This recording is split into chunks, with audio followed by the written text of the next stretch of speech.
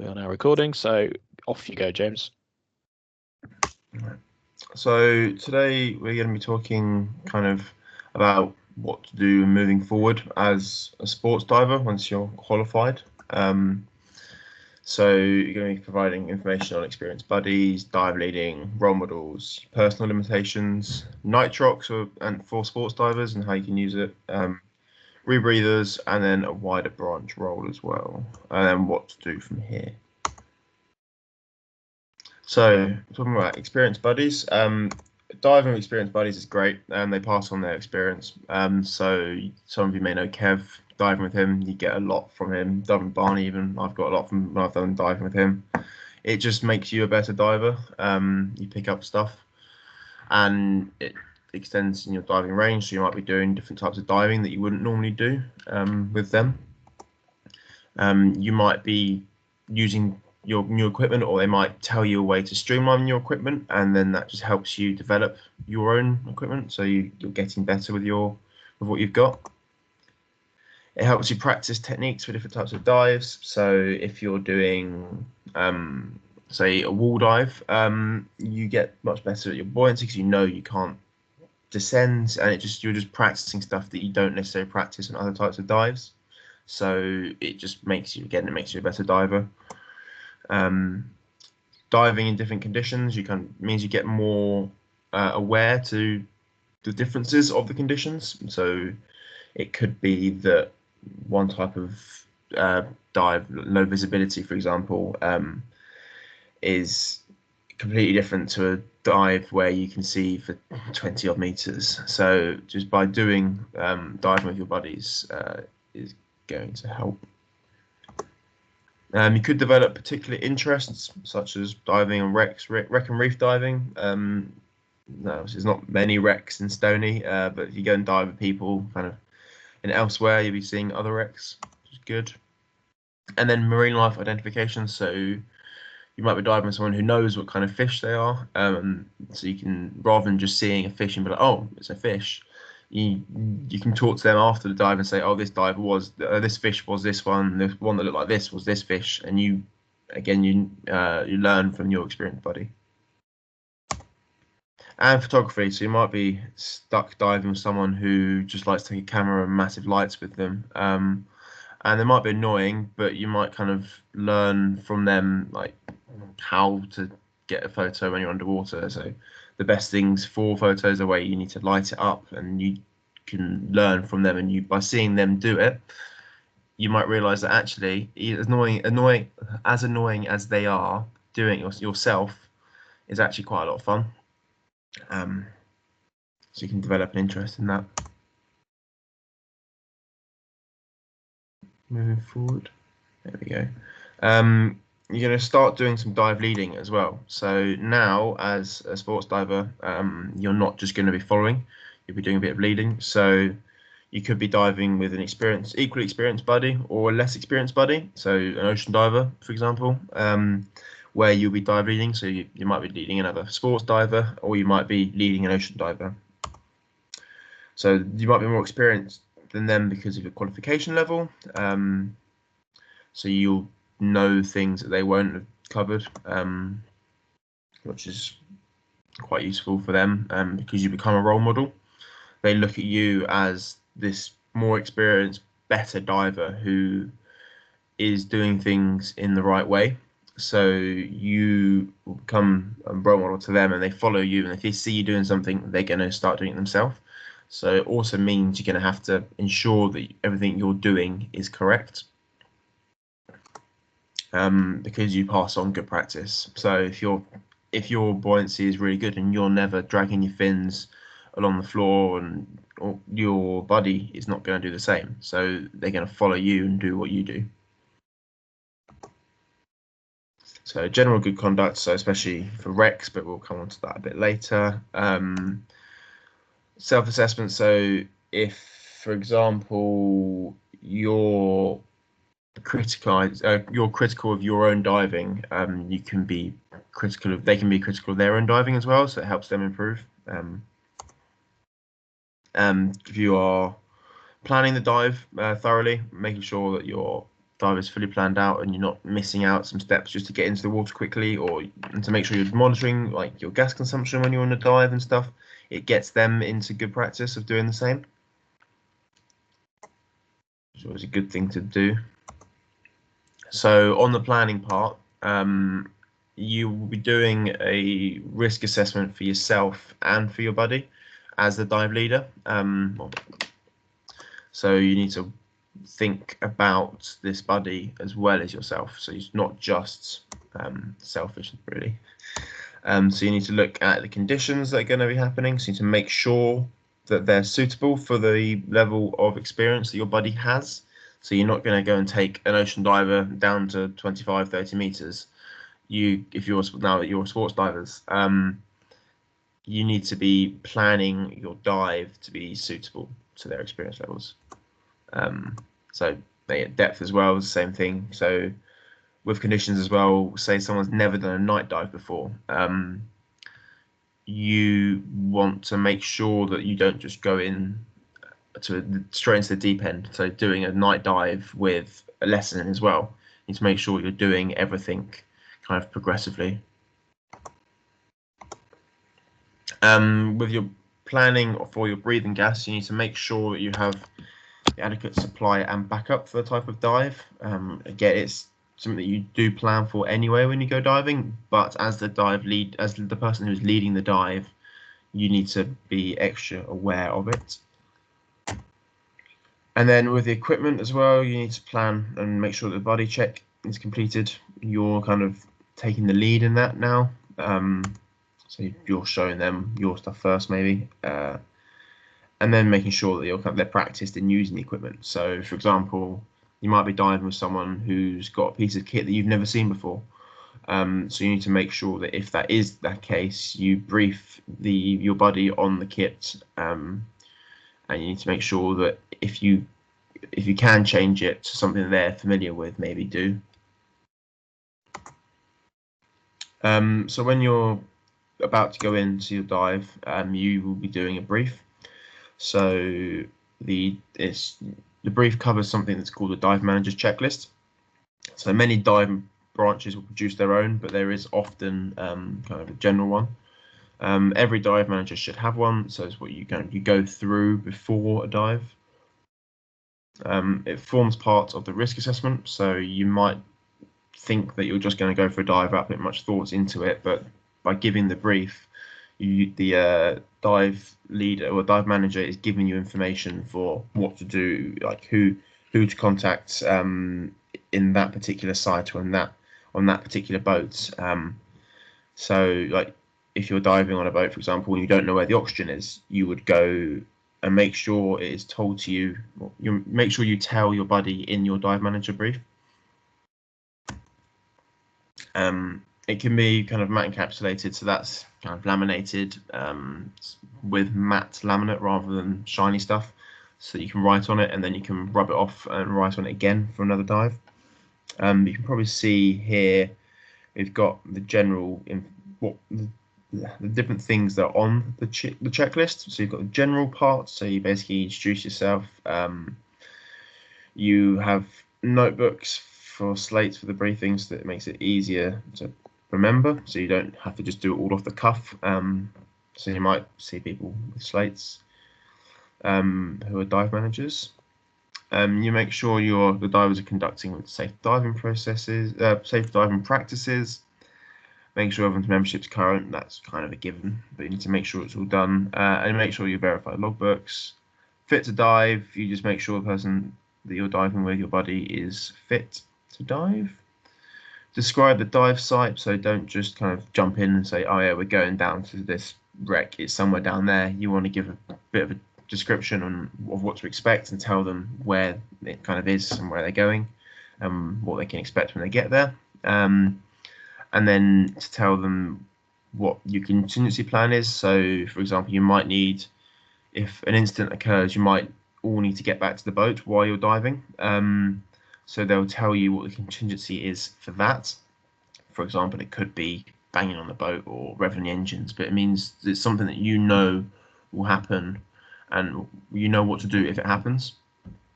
And then if you can't dive the primary site for some reason, you go through that and they tell you why, and then you go somewhere else.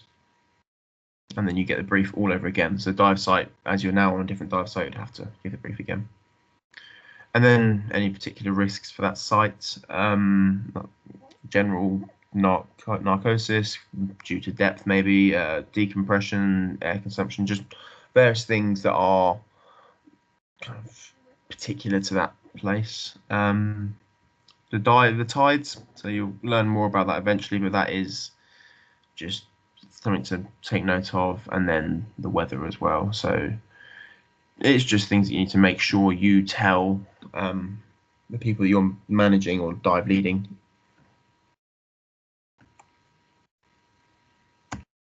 So the brief you probably have heard of SEADS. I think you have.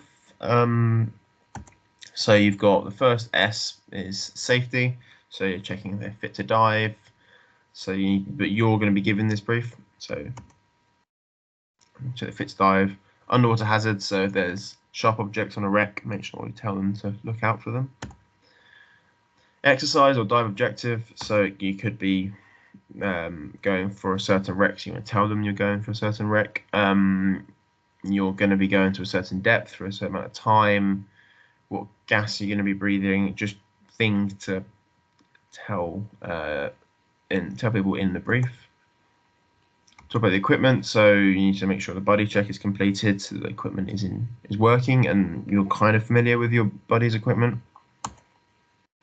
And if there's any other equipment needed for the dive, so for example, if you're doing a boat dive, the dive manager or the person giving the brief will need to tell you that you need to bring a DSMB, for example, for surfacing at the end of the dive. Because it is a boat dive, whereas if you're doing a shore dive, you won't need to include that in your brief. So it's just something to remember to put on to the brief. Discipline on the dive, so positioning, particularly when equipment's been deployed, such as DSMBs, making sure kind of you're out of the way. I'm not going to get all tangled in it. Signals, so just you go over the various signals to be used, normal ones and any special ones for that dive. So then as a dive leader on the actual dive, what you'll be doing is making sure the dive is safe and enjoyable. So you give your buddy or the people who are on you're diving with assistance for kitting up and for getting into the water. You're monitoring them, so that's not necessarily just monitoring their gas. It could be monitoring them. So if you're diving with someone who's in semi-dry, who's getting quite cold, you kind of keep an eye on them, but you'll monitor the time, depth, and the gas of the dive, and then your own reactions and your body's reactions. So if they're getting really cold, you would also want to point out points of interest. So if you know, for example, that you're going to be diving along or swimming along and you're going to come across a wreck that you might not see because it might be off to the side, you can point that out to people that you're diving with, or fish, for example, as well. You're now kind of become more involved in the route navigation, so you will need to guide the dive from point to point. So that's why we've now covered compass bearings and how to use a compass. So that will be kind of your role as the dive leader. And then you'll also be assisting on the exit and the de-kitting, so helping them get out of the water.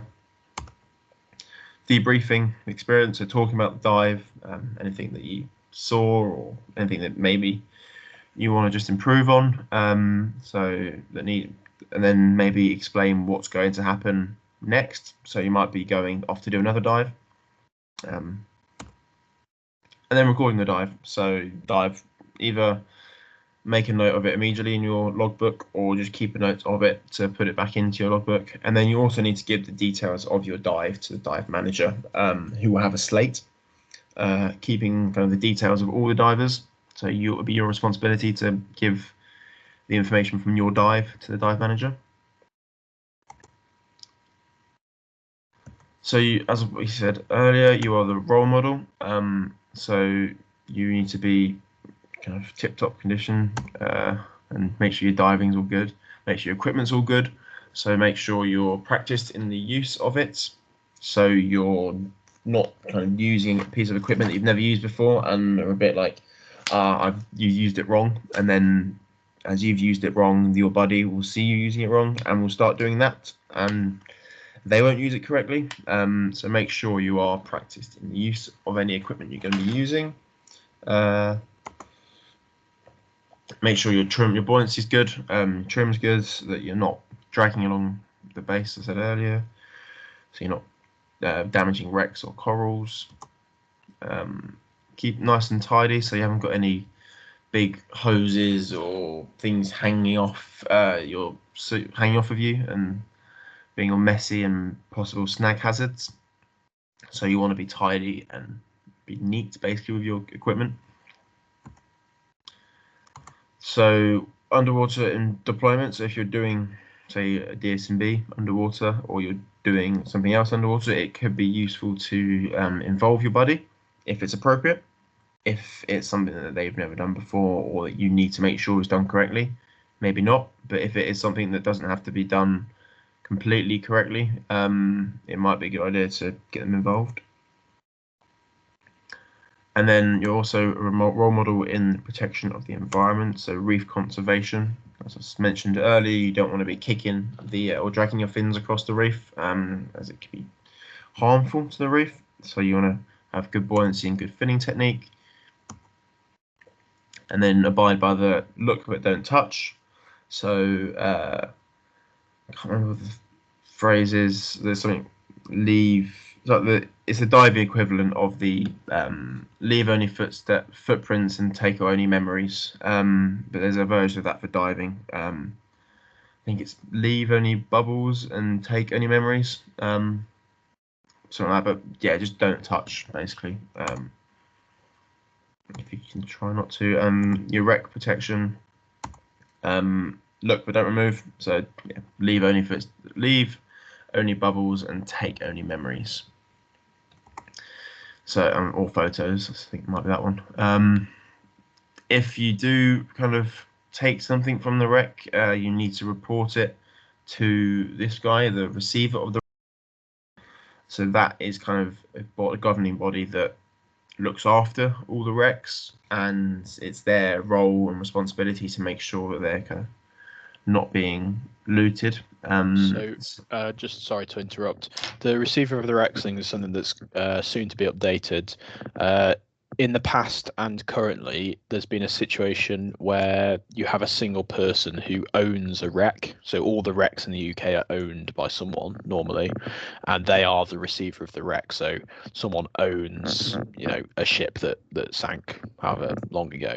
And if you remove anything like a porthole or some china or a bottle or something, you're meant to report that removal to the receiver of the wreck. It's up to them what happens after that because it's their property technically, but you're meant to report it to them. That might be changing soon. There's rumours about changing it to a centralised government-run thing, but at the moment it is just that the receiver of the wreck is the person who owns that wreck. But yeah, carry on, James. Cool.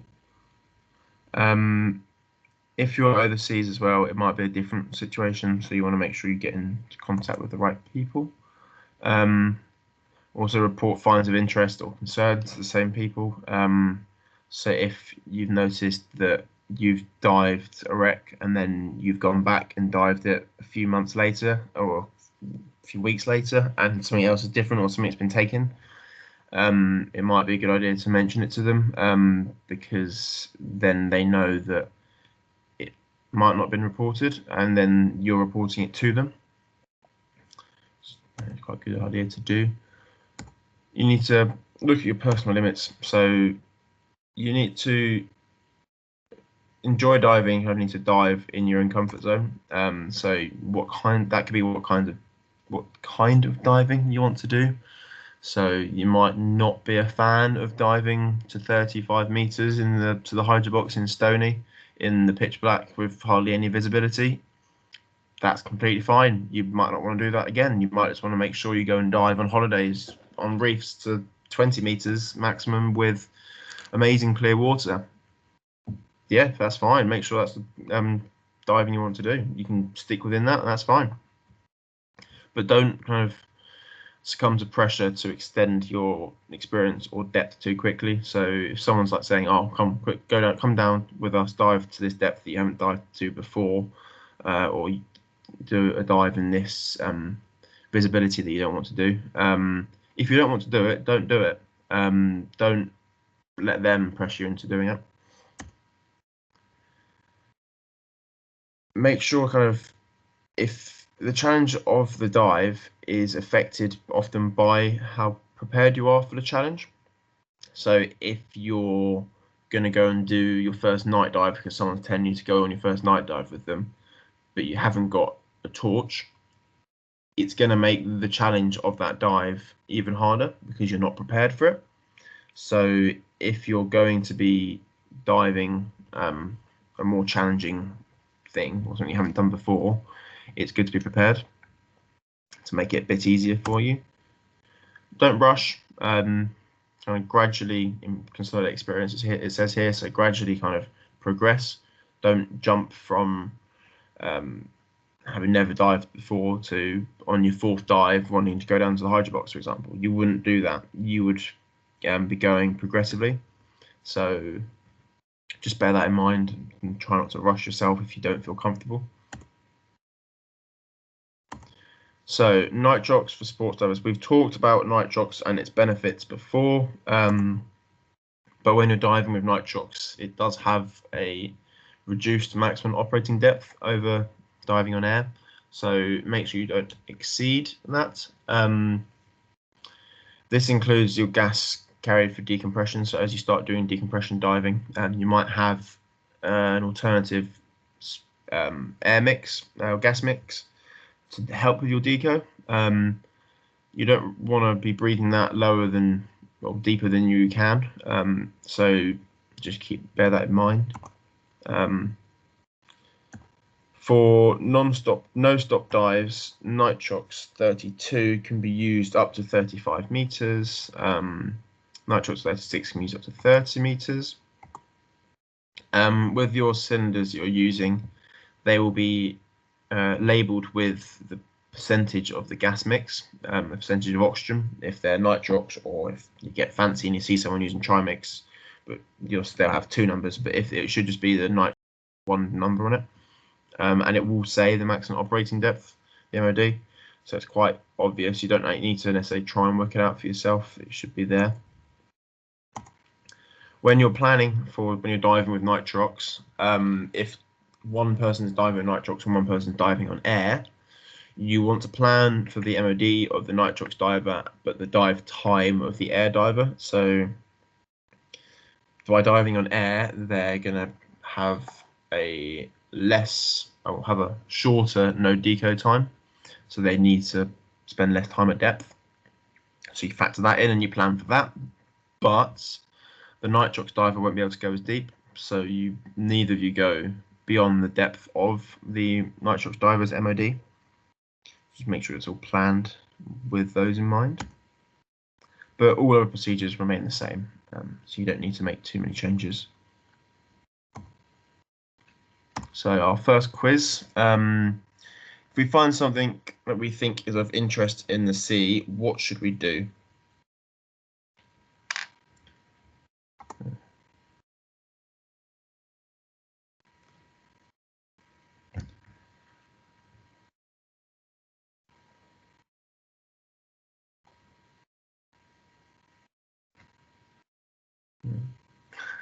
Whoops. That's the way. Yeah. Report to the what are you typing there, Barney? Report to the receiver of the wreck. Yeah, it's close enough, isn't it? Close enough. Don't worry, most of us can't. I can't spell receiver actually. Now I come to think about it. That's what happens when you do STEM. That's true. Yeah, so report to receiver of the wreck, and then any kind of appropriate local overseas authorities. So the person that you need to report it to. Proceed with the rec. What should every dive manager carry?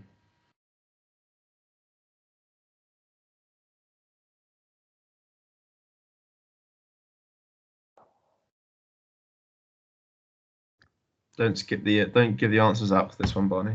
I'll try not to.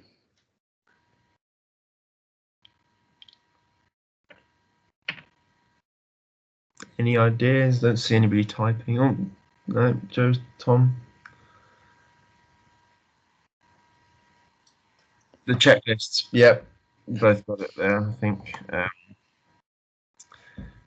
A big knife. All divers should be carrying a big knife, really, or not say a big knife, just a knife or cutting tool. Jonathan.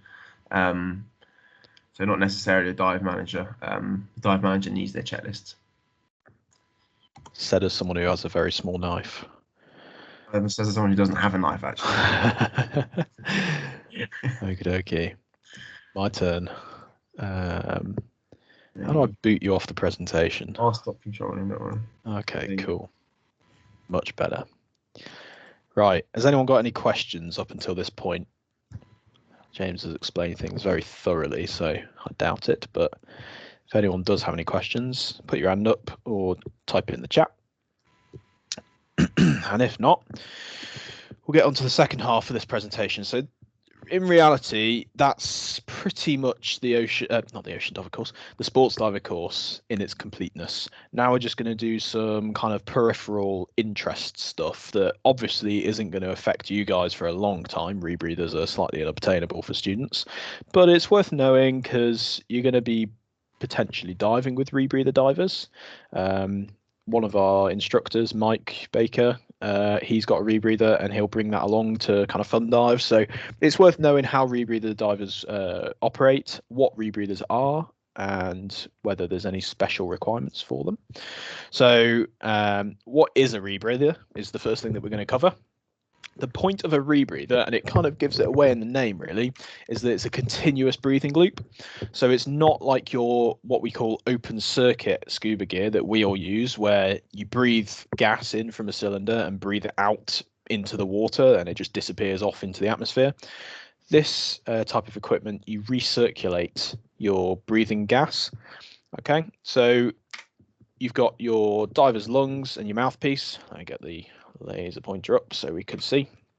So we have our lungs here. We all know what lungs are. And we have a mouthpiece that we breathe from. We then have these two blue parts, which are called counter lungs. We'll get on to what they do in a minute.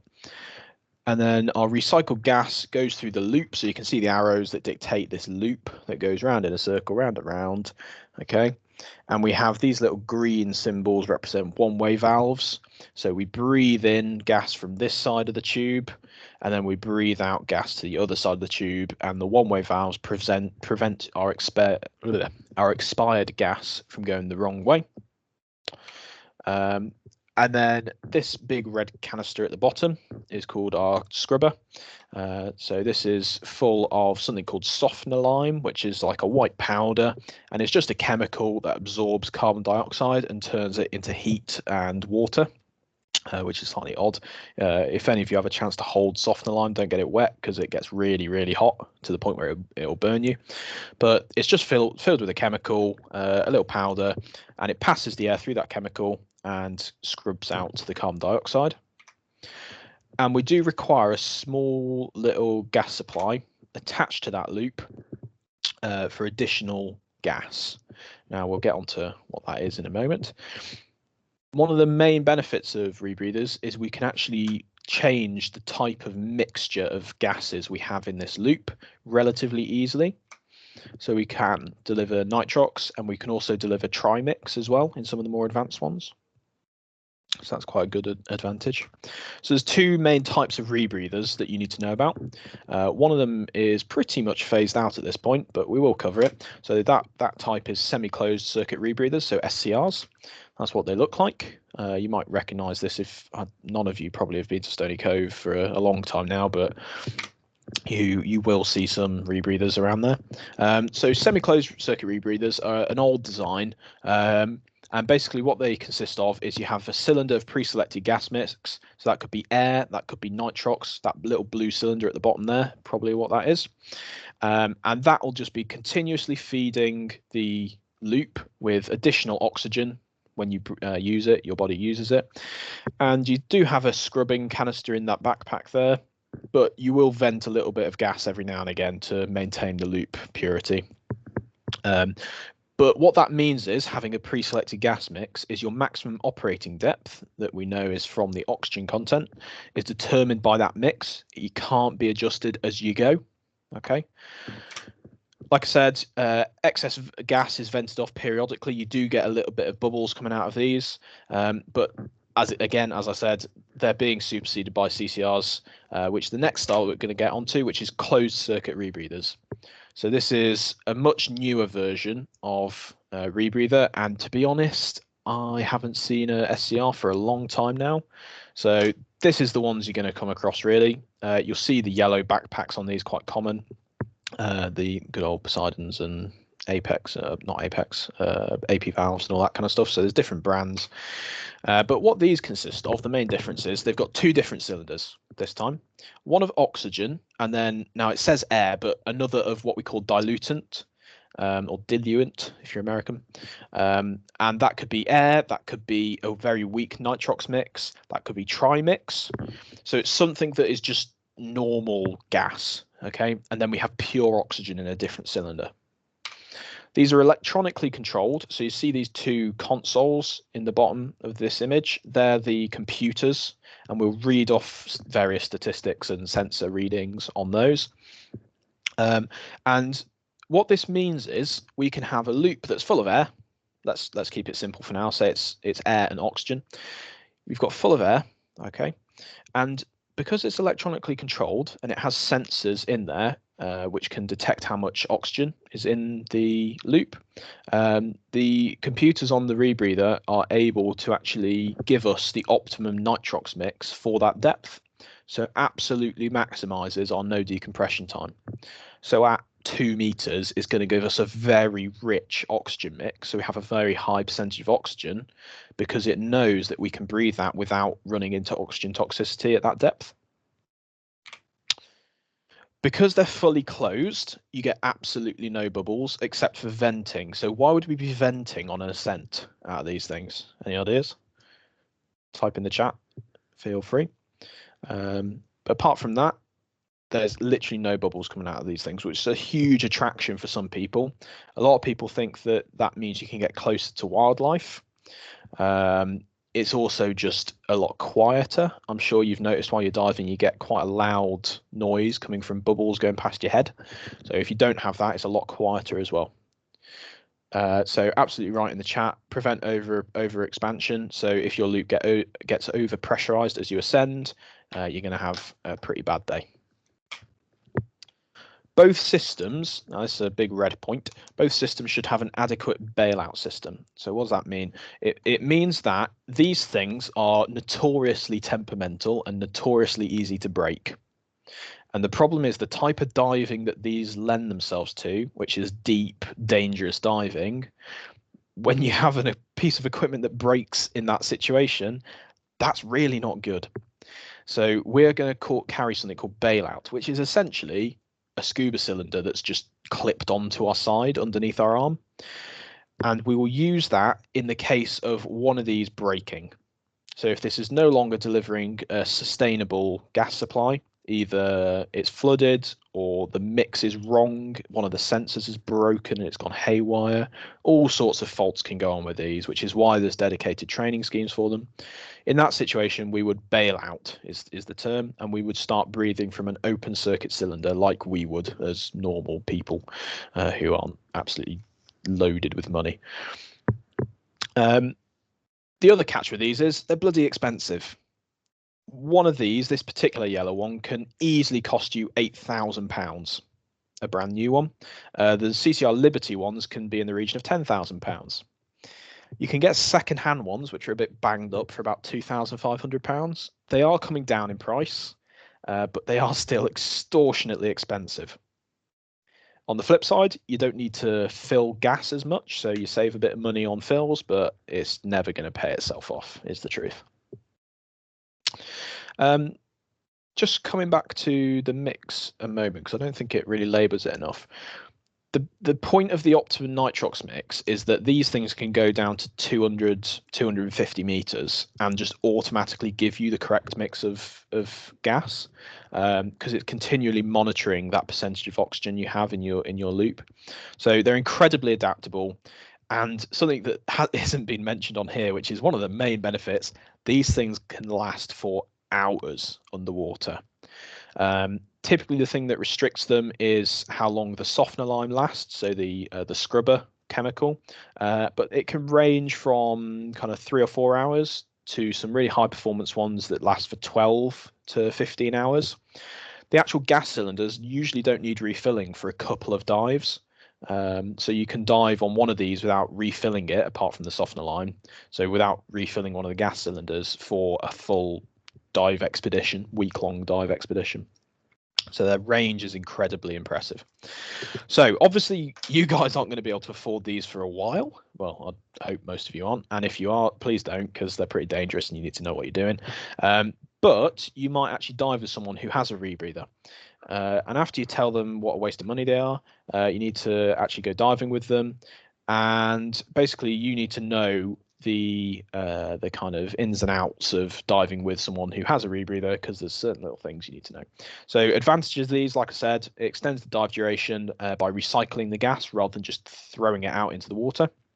It extends your node decompression times because that gas mix is totally optimized for that depth.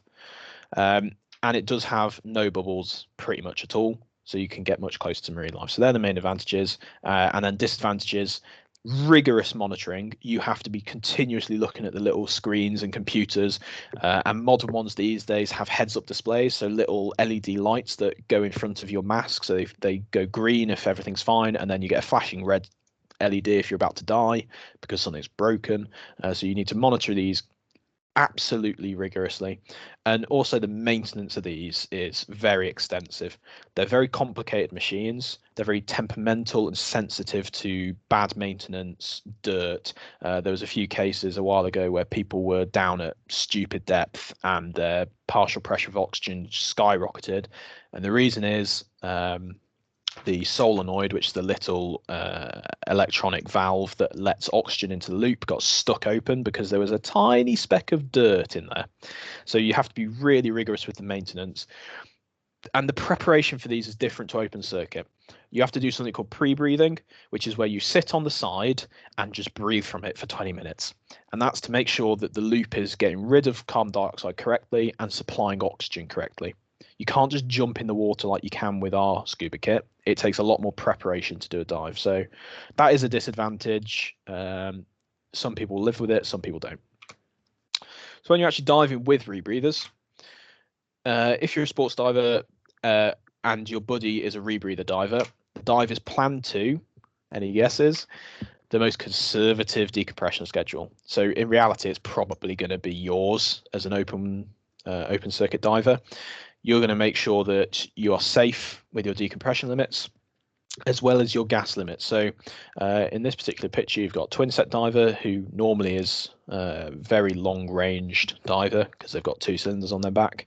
But you're going to be planning the dive to the open circuit diver because this rebreather diver in the background is going to be able to go for a lot longer.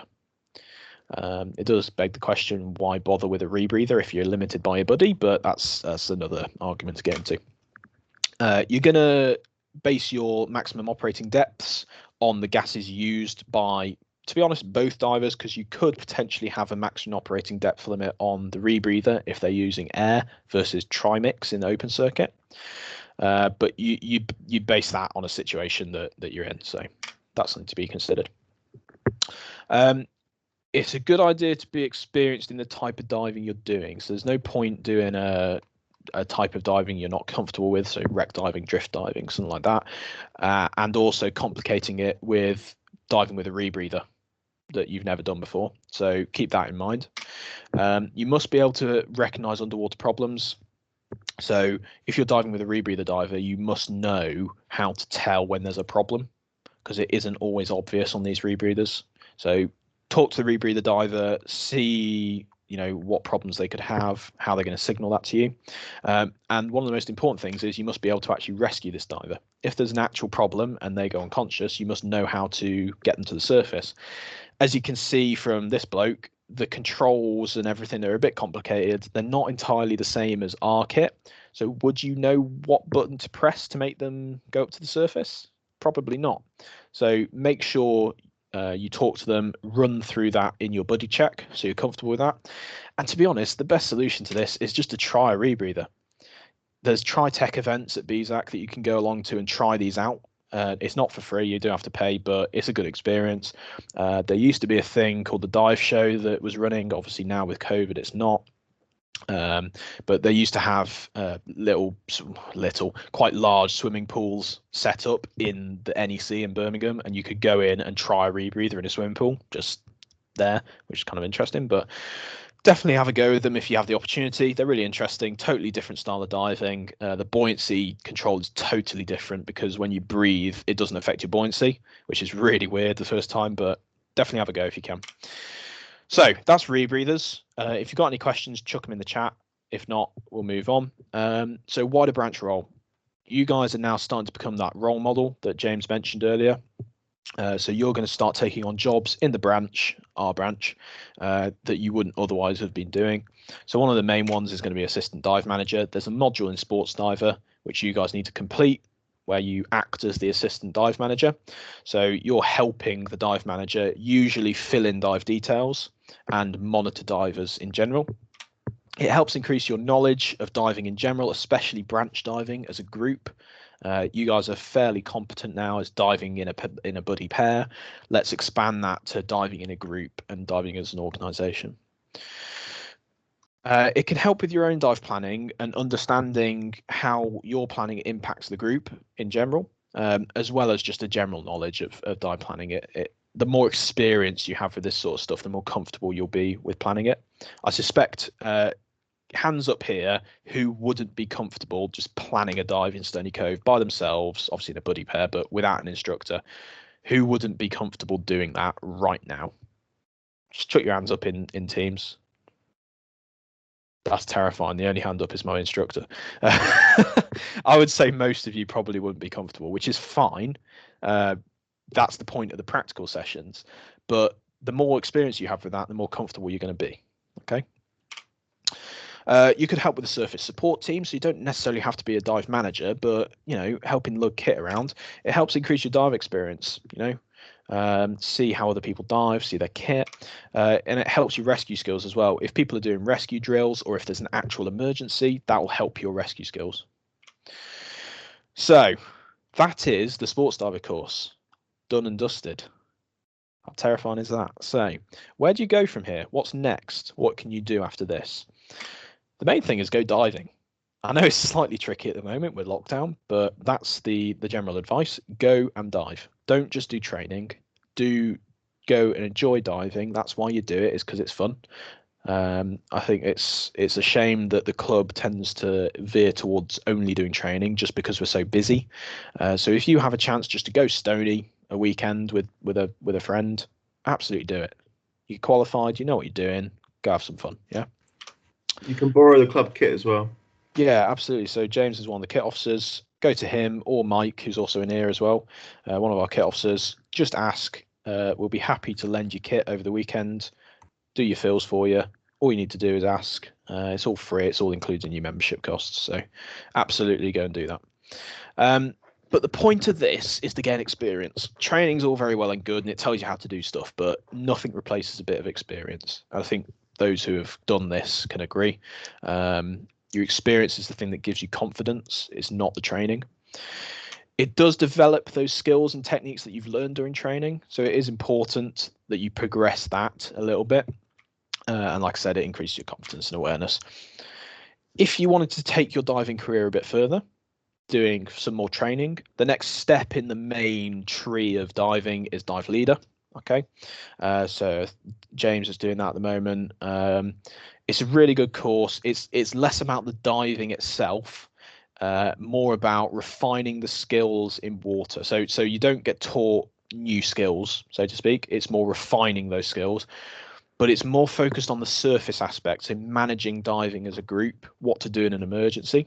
It's a really good course. It's a bit more extensive, so I think there's 12 theory lessons, and something like 8 practical sessions. So it's a lot more extensive. There's no need to rush into this. It does have some experience requirements. You need to be able to have 60 dives signed off to tick this box. So there's no rush to get this done, but that is the next step. You could also look at doing the some skill development courses. Advanced decompression procedures is one of the main ones that people do, ADP. But there's a huge list of skill development courses that BZAC offer. If anyone was particularly interested in a particular skill development course, please let us know. We will look at running that as a club. We don't know what you guys want, is the truth. So if you're interested in photography or whatever, we'll happily run that for you if we can. If we can't, the regional team always offer training courses that you can book onto.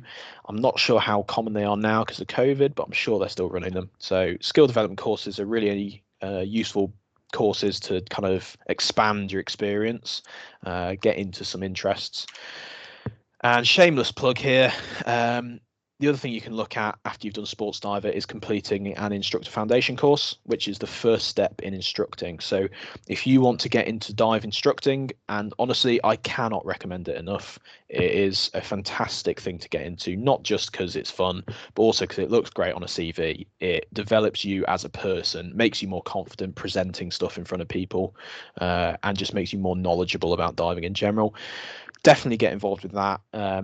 If you haven't been in contact with us about that, because we have, I think, a couple of people in here are already kind of signed up to this. If you are interested and you haven't done that, let us know. We'll see what we can do. It's a little bit tricky this year with COVID, and funding is a little bit tight, but we will support you in doing that. The Instructor Foundation course itself is just a weekend long course, so it's only 2 days. There's no assessment or anything like that. It's a very relaxed course, but it teaches you the basics of teaching, funnily enough. And it's fantastic. It's one of the best courses you can do, the IFC. James did it recently, so I'm sure you can attest to how good it is. Yep, a lot of fun. But yeah, so that's pretty much it from where to go from here, to be honest. So last little bit of this is a quiz. So first question is, diving on rebreathers requires additional training and practice. What are the 2 disadvantages with rebreathers? So type them in the chat. I'll see what you guys have to say.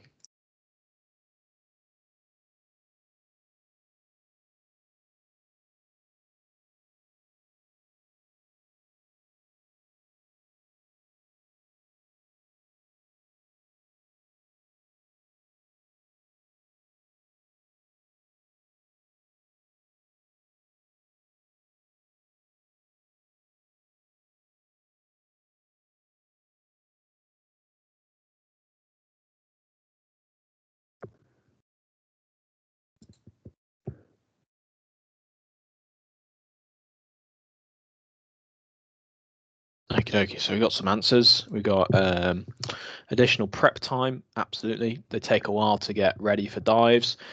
They're very sensitive to maintenance. So when you're out the water, you have to maintain these things a lot more rigorously than you would open circuit diving. Also, they're very expensive.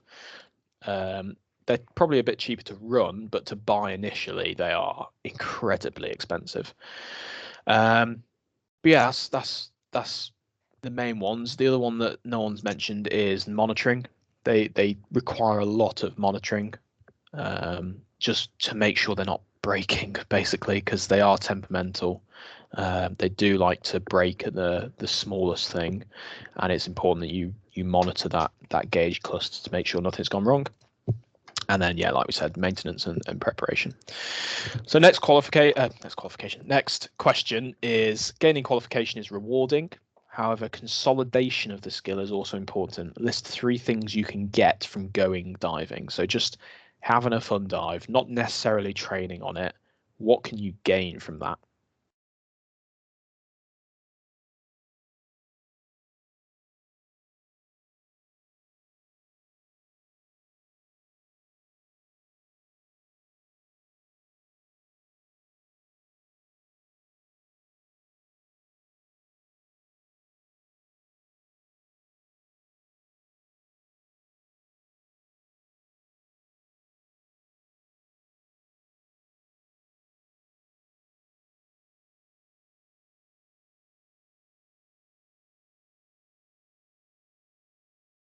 So we've got one answer saying experience with equipment. Absolutely. You're only going to get a limited amount of experience with equipment during training because you're diving on one set of kit. But when you go to Stony, you'll see other people diving with really weird kit setups. You know, they'll jump in the water with no cylinders on their back and they're slung under their arms, and you'll be wondering what's going on there, and you'll realize that's called side mount. And then you've got the rebreathers walking around pretending that they've got lots of money, and they turn up in banged up Ford Fiestas because they can't afford a decent car after buying a rebreather. And then you've got twin set divers who are the best in the world. They're the best divers, full stop. That's definitely not because I've just got one. Yeah, so experiencing different types of kit is one of the big ones because it's something you can't really get in training. Interest from others, yeah, you can. James Creasy suggesting one, but I'll go with it. You can gain some interest from others. So I've done a shameless plug here, but if anyone's following the Instagram page, you'll have seen today that we posted a little thing about editing photos, so a bit of underwater photography. So if you're interested in that, that's something you can get into. What other stuff can you get into? You can get into marine life identification, wreck diving, if you're particularly passionate about that. I know James said there wasn't a lot of wrecks in Stony, but there are a couple. You've got the largest inland wreck in the UK in Stony Cove, which is the Staingarth. You've got some, old cars and that kind of stuff. They're not grand wrecks, but they are kind of wrecks. You get enjoyment, experience, social experience. Yeah, absolutely. To be honest, when you're diving at Stony, you only tend to spend about an hour or two in the water each day. The rest of the day is just messing around on the surface, chatting. So it is a very social thing. Go with someone you like, because otherwise it's going to be a bit boring. And then you can also get nitrogen narcosis. Yeah, if you're doing it wrong, but I'm hoping we're not going to do that. I'm going to be very upset if you get narked, Tom, having identified it. So, as we said, variety of experience, develop skills and techniques, and then increase your just overall confidence and awareness. As I asked earlier, I'm sure a good number of you aren't particularly confident with going and diving by yourselves. This year we were hoping to kind of make that part of the training where we just told you to go off on a dive by yourself without us. But I'm not sure how possible that's going to be now because of COVID. We will see. So, quick summary. While I'm saying this, if you've got any questions, chuck them in the chat. So, what have we covered? The module generally just provided information on gaining experience as an awareness of going diving as a sports diver. So we've ticked off diving with experienced buddies, ticked off dive leading and what that involves, ticked off about being a role model. As sports divers, you guys are terrifyingly role models for people who do an ocean diver course, so bear that in mind. Personal limitations that you've got. Nitrox for sports divers, you should be relatively comfortable planning dives with nitrox and using nitrox. We've had a very brief look at rebreather diving. If you're interested in that, just ask questions. I'll be happy to answer them. And then roles that you can pick up in the wider branch diving concept. And we've had a look at what's after sports diver and where you can go from here. So any questions, either put your hand up and speak out or type them in the chat. I'll be happy to answer them. That is the end of the sports diver course, which is terrifying, I'm sure. The next thing to do really is the theory test. I know some of you are going to need a little bit of kind of revision on topics. That's fine. I'm hoping to run a revision session at some point in the next week or two.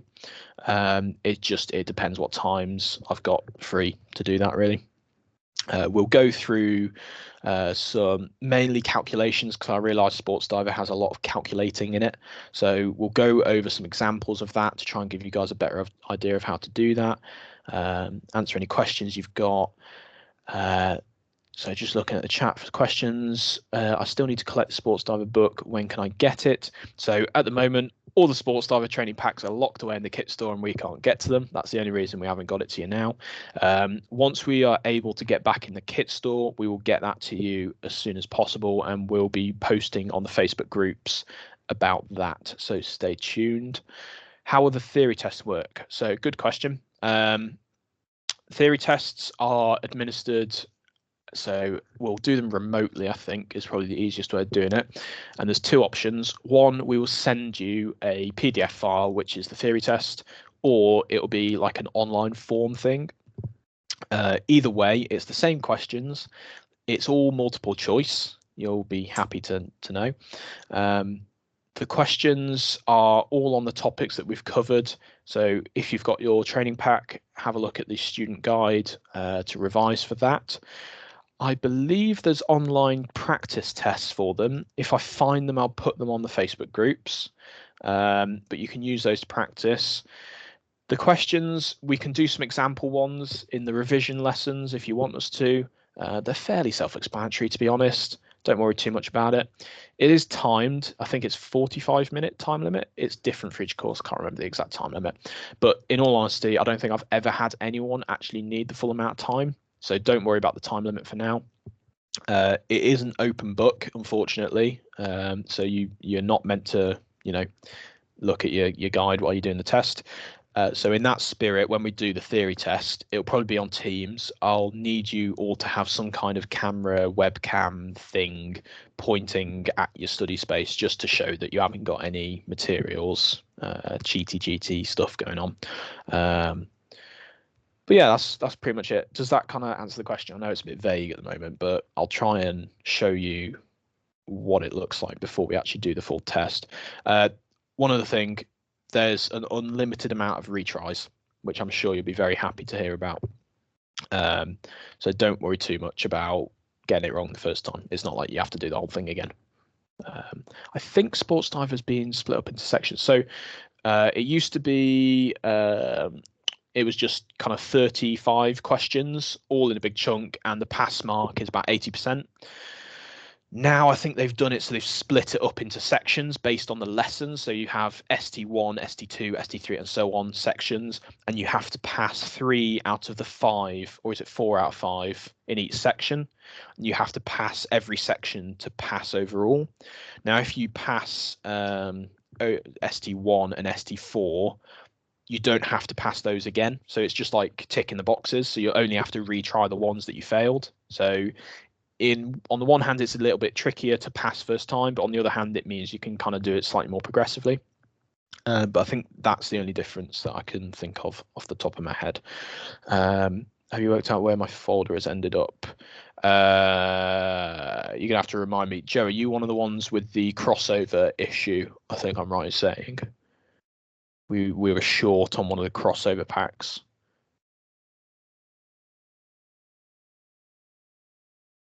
I think that's right. In which case, we will be ordering another pack for you. Yeah, that's fine. Okay, well, it's not a big issue. The only difference is you don't get a qualification record book, but we won't need that until the end of the year, so it's not a big rush. You've got all you need to do the theory test. It's just that the crossover packs have that little bit of qualification book in them. So we'll get that sorted. Don't worry about that. Right. Any other questions? Chuck them in the chat. If not, thank you all for coming. Please remember to fill out that form on the Facebook group that I linked earlier on, and we will let you know on the Facebook groups what the plan is for next week, because we're not sure at the moment. So keep an eye on there and we'll let you know. But apart from that, thank you all for coming, and we'll see you in a bit.